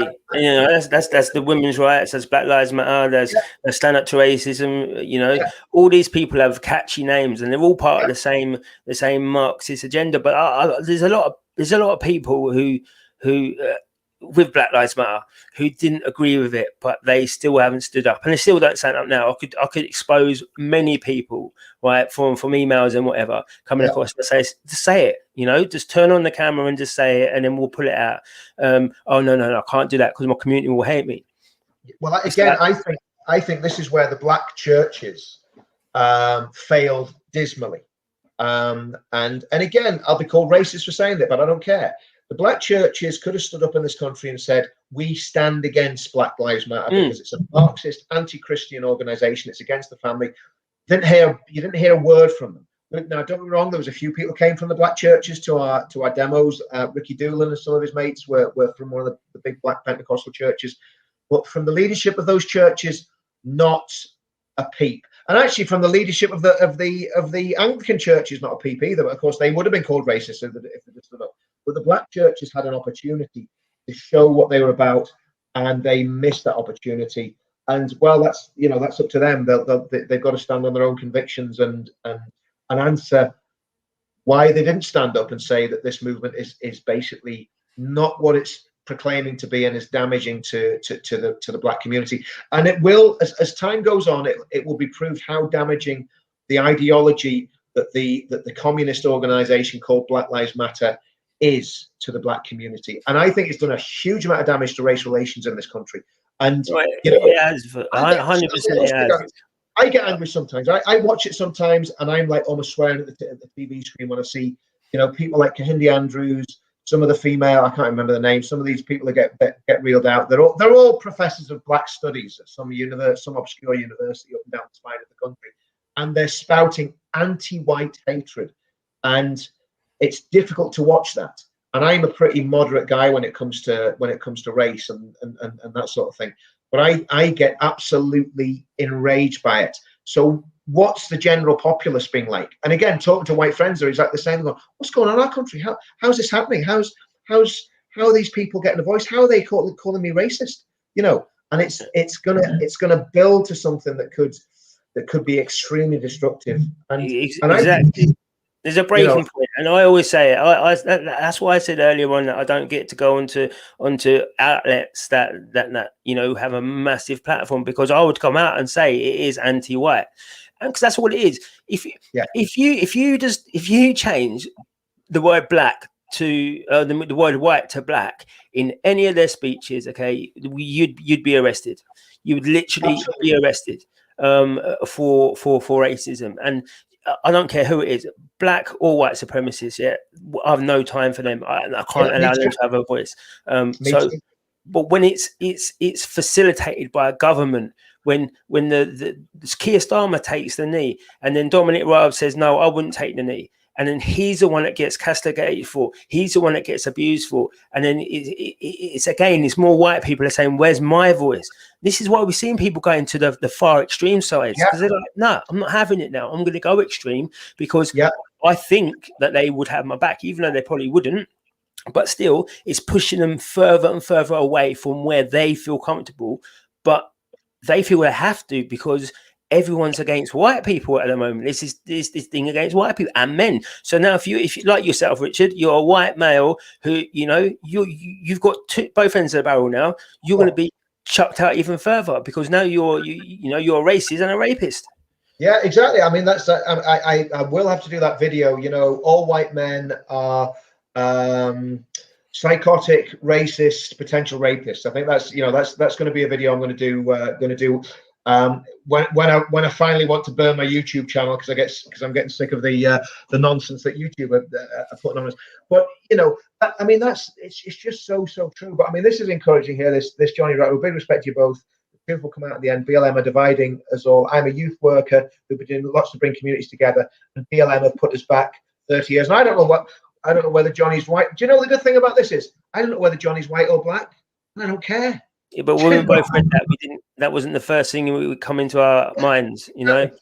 I'm looking at that and going, great, there's someone doing some work there. And well done, Johnny Retro. Keep doing what you're doing, trying to bring communities together, because that's what we need to do.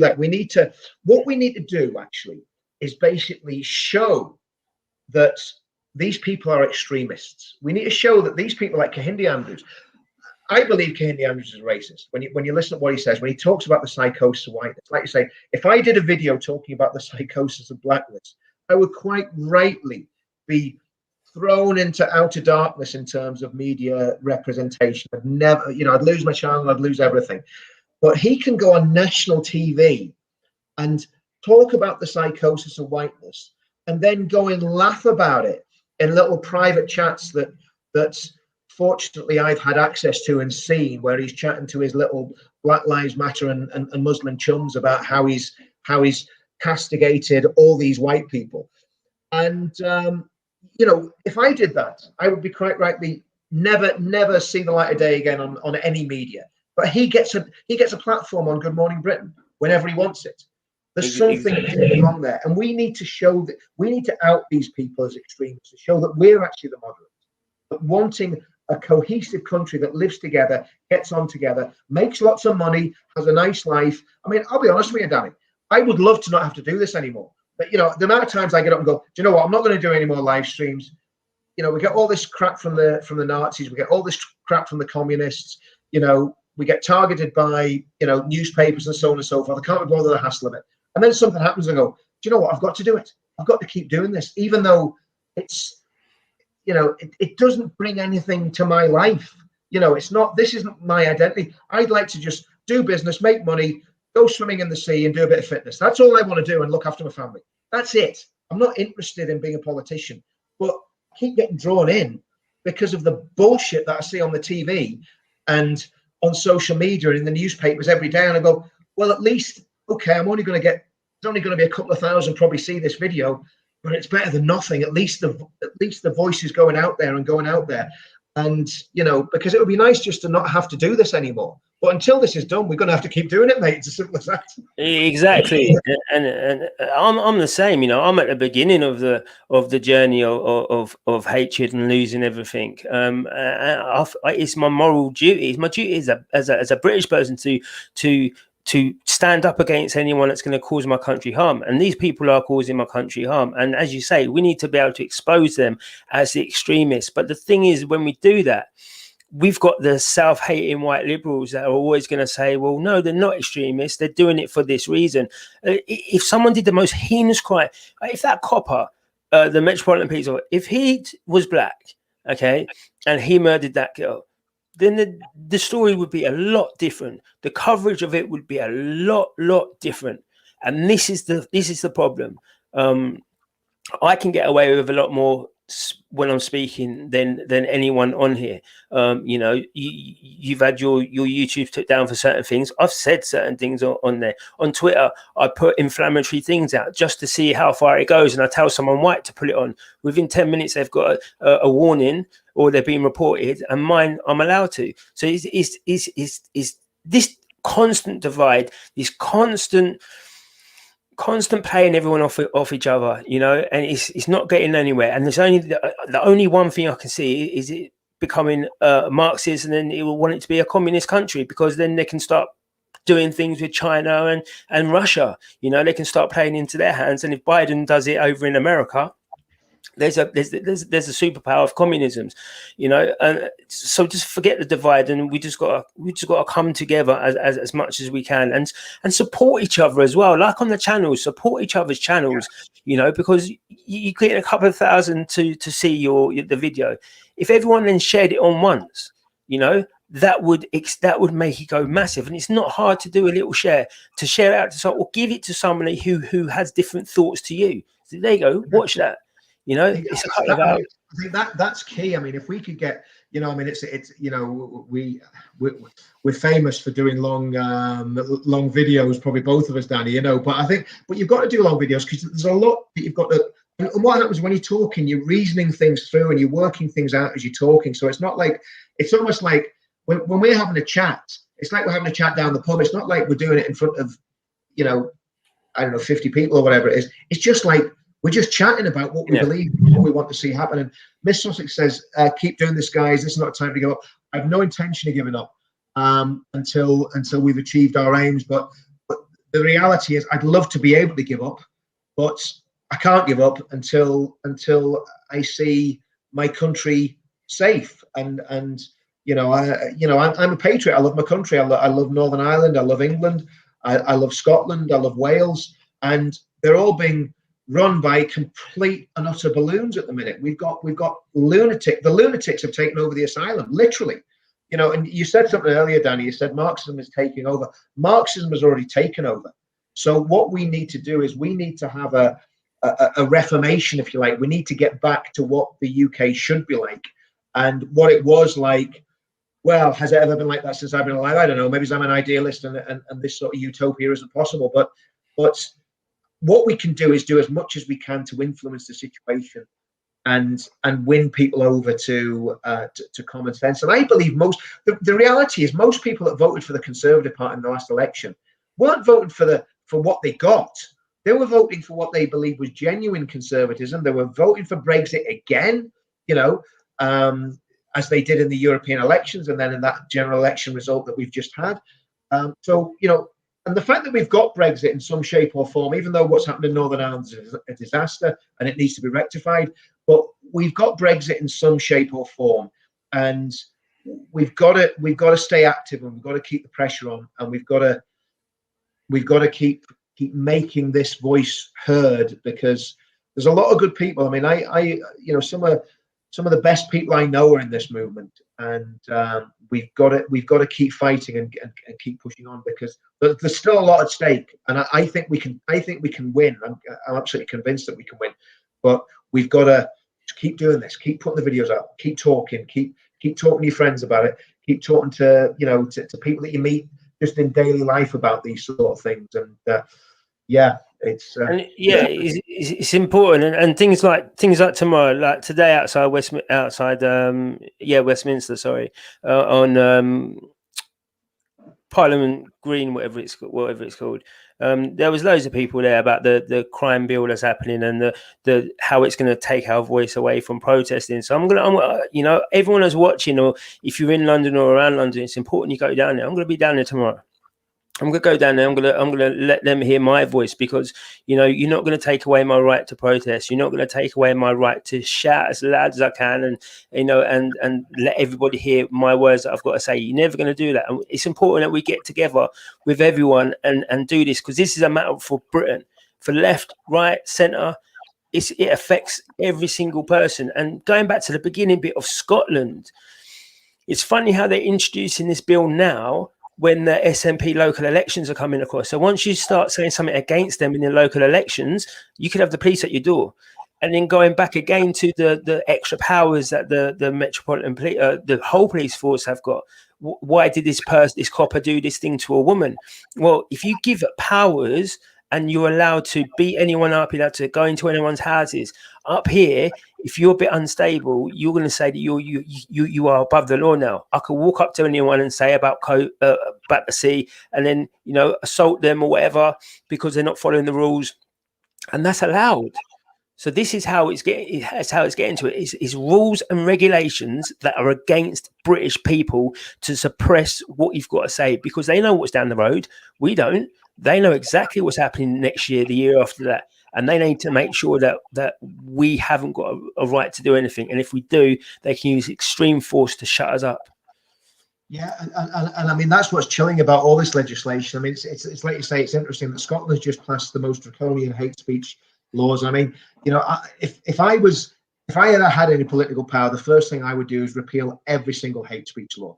And I hate some of the dialogue that I've seen when people have come on and put comments, racist comments in my channel, and we block them and we get rid of them. But that's because that's my channel. But those people who say those things, I believe they should have a right to say them on their own channels. And same with the communists. The communists should have a right to say what they believe in as well.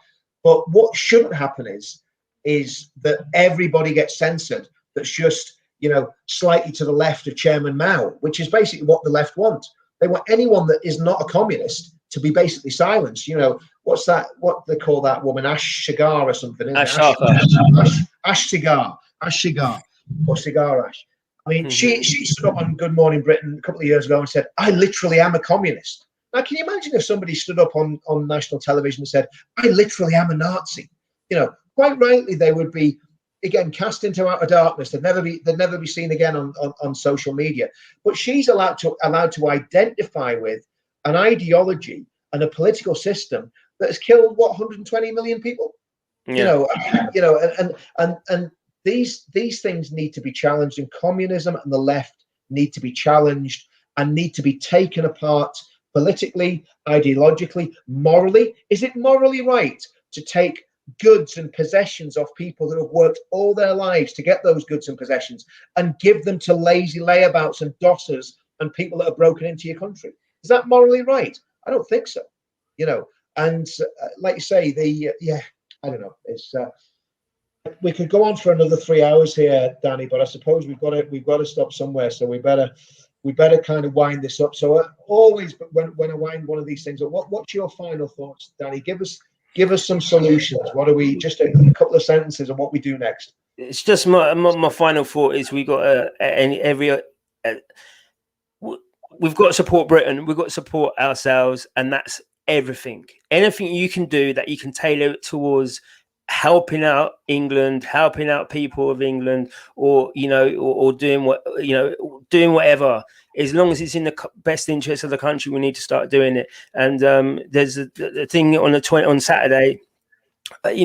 Look, there's been at least 7,000 people over 3 days for the Marxist marches in London. We need to get as many people to come down on the 20th as you can and show the support. Again, it's supporting your country, it's supporting what we're doing. That's it. That's all I can really say, because until we start there and we start having a bit of pride in ourselves, of our country, and we know that this flag here is not a racist flag. This flag here is what unites us. It brings us all together. So when we start thinking in that ways, and we can start thinking, right, we can buy British, we can start educating our children about true British histories, about the bad things and the good stuff, speaking out about Meghan Markle, about how she's destroying the royal family, everything we've spoken about tonight. Speak it to everyone you can, because we need more people to understand that we're not scared to speak our truths. And that's about it. Yeah, and I mean, I'll just challenge you on that, Danny. It's not our truth; it's the truth. There's only, there's only one truth. That's. Do you know what that is? That's lefty speak, basically infiltrating our minds. And I've done it loads. You say something, and you go, oh flip, I sounded like a lefty there. So it's just, that's how much of this brainwashing is just seeping into us. And oh man, you know, I did it about the system, about the Metropolitan Police. I was doing a tweet and I said we need to burn down the system. And I looked at it and I realised, hang on a minute, that's exactly Black Lives Matter and Marxism, and it somehow is in my head enough for me confident to say it. Yeah, and that's exactly it. And the reality is that's not what I want. It's not what you want. What I want personally is I want to make the system work as well as it possibly can. You know, and that means individual responsibility. You know, everybody taking responsibility for their own actions, good or bad. And if you screw up, you put your hands up and say, yeah, I'm a twat or whatever, you know, and doing your best to, you know, to do everything you can to make the country work and be a good person. You know, I mean, like that's what every show. I don't want to burn anything to the ground. I want to preserve this country's ethos, its history, its legacy. And you know, that's what I'm about, and that's what conservatism is. It's conserving and saving that which is good. And yes, you can reform and get rid of stuff that's bad and it's damaging. I don't think we should reform, Richard. I don't think we should reform. I don't think anything should be reformed. Really, you should just learn to. I suppose it is reforming. I suppose, but instead of saying that's bad and we're going to change it from X, Y, and Z, we just got to say, well, you know, if we did it this way, you know, we're not saying that was bad. We're just saying we're going to go a different route now. I think that's important as well, because that's cancel culture, really, you know, and everyone's going about saying that's wrong, this is bad to do that, and we're trying to erase it. No, we just got to be calm about it and say, yo, this is the route we're taking now. This is what we're doing, and that's with the move. That's with the right. That's what we've got to do as well. We've got to be honest and say we can't go and do what we was doing 10 years ago, 20 years ago. We've got to use new tactics, because they're using new tactics and they've got a lot of money behind them and a lot of people, because everyone wants their money. So we're starting from the bottom, but we can do it. Like you said earlier on, we can do it. We're losing, but we're not lost. There's still a lot more to pay for. You know, I don't think we are losing. I think we're in a situation where we've took some serious knocks. You know, again, you know, we talked about Tommy earlier. Tommy's voice being silenced on social media was a disaster for our movement. And I mean, man, I mean, they knew exactly what they were doing, and we all got silenced at the same time. And I lost my Facebook. I think Sargon lost his, and Paul Joseph Watson. Loads of people just got binned off Facebook almost simultaneously. It was when the Euro elections were on in 2019, I think, and we all just lost our accounts. And you can't get that voice back. It's impossible, you know, because as soon as you set up an account in your own name and you do a live stream, you're gone. So we had huge influence. But the reality is that there's got to be a more subtle way of doing it, and we've got to do it under the radar. We've got to build our own social media infrastructure. We've got to build our own websites, and we've got to. It's a slow burn, but we're not out yet. I mean, you know, we're not in the gulag yet. We may be one year.